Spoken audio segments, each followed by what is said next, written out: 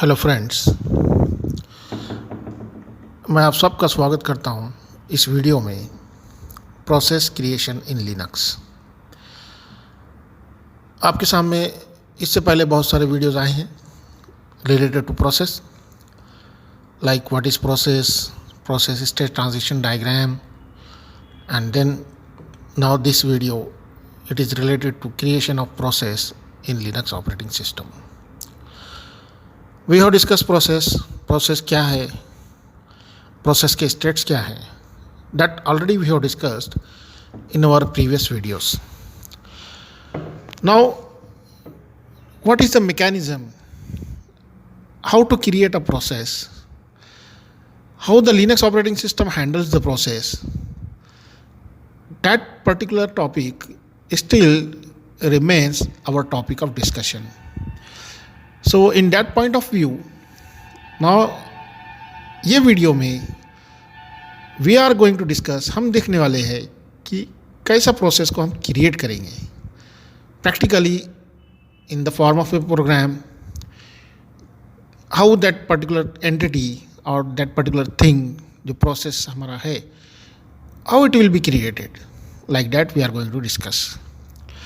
So in that background, as we have seen that process is nothing but it is the program under execution and it is an active entity, means it can move from one place to another place. Place means either it can go for hard disk or it can go for RAM or it can go for CPU. Like this, the process movement can be there. And it can change the states. Either it can be in ready, running, waiting suspended, ready, suspended, block state and terminated state. So like this, it is having different stages of its life cycle. Like this, it is having different movement.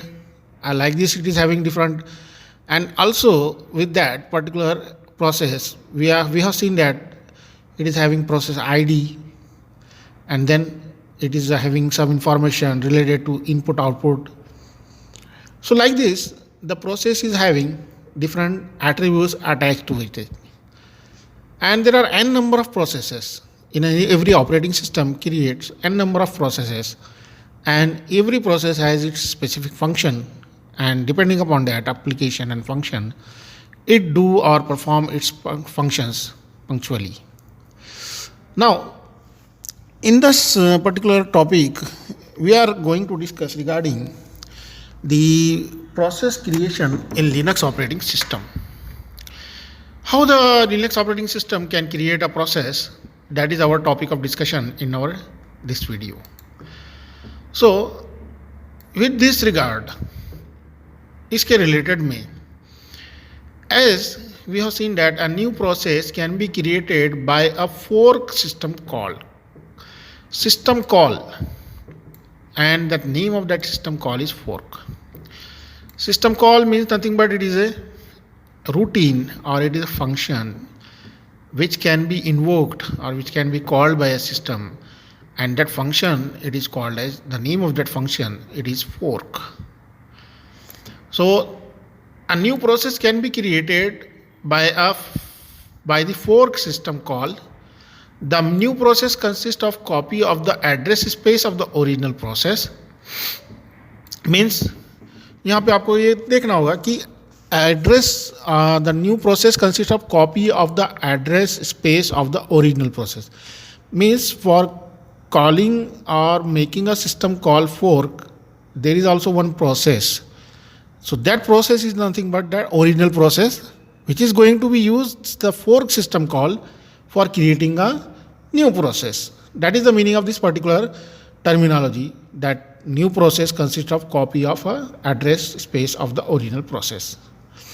Okay, now we are moving towards now fork create new process from existing process, that already हमने जो अभी discuss किया है, that point. Existing process is called parent process, जो process से और दूसरा process create हो रहा है, so that particular process it is called as parent process, and the process is created newly is called a child process. सो यहाँ पे हम कंक्लूड करेंगे, यहाँ पे हम बोल सकते हैं कि there is a relation of parent and child between the existing and new process. Means existing process से जो new process create हो गया, so they are having the relationship of parent and child. Parent child is existing process and new process is the child process. The function is called from the parent process. Both the parent and the child process continue execution at the instruction after the fork. The return code of the fork is 0 for the new process, whereas process identifier of the child is returned to the parent. Means कौन सा process create हुआ है आपका, so that particular information that is called as process identifier, so that information is returned to the parent process.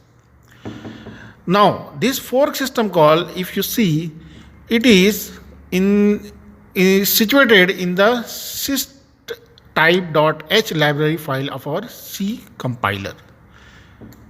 So this particular information of the fork system call means it can be obtained from this particular header file. Means whenever you are using the fork system call in your C program, so in that particular program you have to first include this header file, and from this header file it can get all the information related to that fork system call. So now the system call get PID return the process ID. As the name suggests, this function will return the process ID of the current process, and get PID returns the process ID of the parent process. Means we are having two processes here. One is the parent process, another one is the child process. So get PID will return the PID or process ID of the child process, and get PID, it will return the process ID of the child process, of the parent process. So we are having two processes. One is parent process, another one is child process. So we can get their IDs or their identification numbers by using these functions which are already available in our C compiler or C language, that get PID and get PID. And by using this header file type.h, we can use that fork system call in our C language program. So here we have some example of the program by which we can create.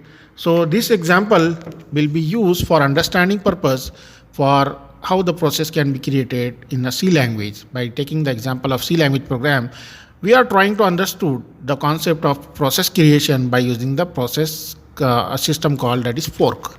So we have included the files type.h, stdio.h and stdio.h, uni-stdio.h. All these are hidden files which are used for the program. Int main as our main function, it will return some value, that's why it is given here a main. Now we are declaring some variables, PID, child PID, and then we have a function for creating the process, that is fork.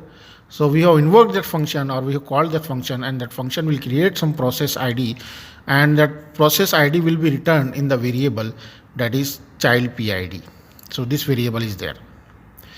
Now now we are having our conditional statement that like this: if child ID PID is less than 0, print of fork failed, return 1. Means if the fork system call is failed to create any new process, so in that case it will return the value as 0 for this child PID. Less than 0. So if it is less than 0, the fork is failed. Like this we will get the message. Else, if child PID is equal to 0, then child process successfully created. We are creating the ID of the child, and we are printing the ID of the parent by using these functions get PID and get PPID. Else, wait null, printf parent process successfully created, and we are printing that particular IDs. So here in this program, after running this program, see the output are child process created successfully, PID, parent process created successfully, and child PID and parent PID.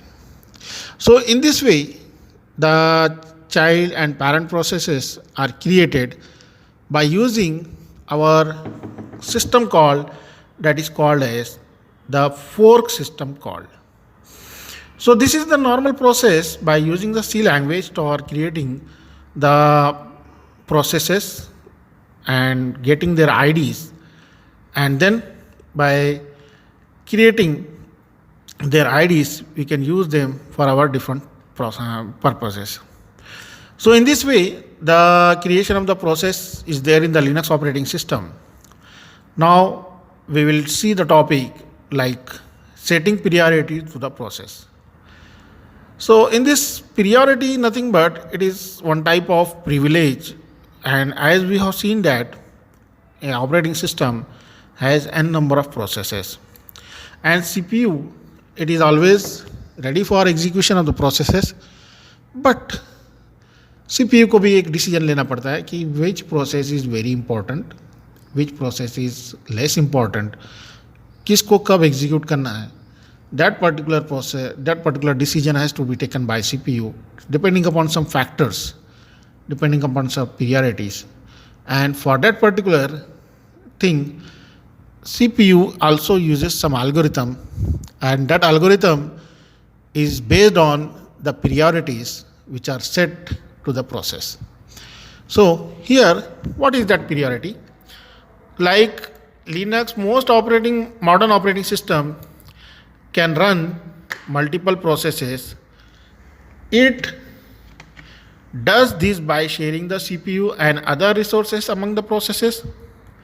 If one process can use 100% of the CPU, then other process may become unresponsive. Now we are going to see see how the Linux assign priorities for the process or task, because unless the CPUs are having some priorities or processes are having some priorities, it will not get any chance for the other processes to complete their execution. So in that way also, in that point of view also, the processes priorities are important. Means we have to set some priority to the process so that every process gets some chance for execution and every process can complete its execution. So now, why to worry about these priorities? Some processes might be highly CPU intensive, but not as important as other, and hence can have a lower priority, while others may have not been highly CPU insensitive but very important and hence should have higher priority. For example, if there is a process A which detects fraud with the input data, and there is another process which make hourly backup of the some data, then priority for A is greater than priority B. This ensures that both A and B are running at the same time would be allocated more processing bandwidth. So like this terminology means we have to just understand that every process is having some priority, and based on that priority, CPU has to take decision in that particular regard that which process is very important, which will have the CPU time most, and which has to be executed first, which has to be executed next. Like this, CPU has to make some decision based on some priorities and all that things. So in that particular scenario, the CPU scheduling algorithms plays very important role for allocating the CPU time for the processes which are having high priority and the processes which are having low priority, and based on that every process will get some CPU time for execution. So here every process has some priority value. The priority value of the process is actually priority which is used by the Linux kernel to schedule a task. In Linux system priorities are 0 to 139, in which 0 to 99 for real time and 100 to 139 for users. So like these priority values are there for every process. So based upon that priority value, the processes are scheduled on the CPU, and that CPU scheduling algorithm make the decision based upon the priorities means which process has to be executed first and which process has to be executed for what amount of time and what interval of time, it has to be get the CPU scheduling. So in this video we have discussed two terminologies, means how to create the process by using fork system call and how to assign priorities to the process. In the next video we'll discuss some remaining topics related to the process. Thank you.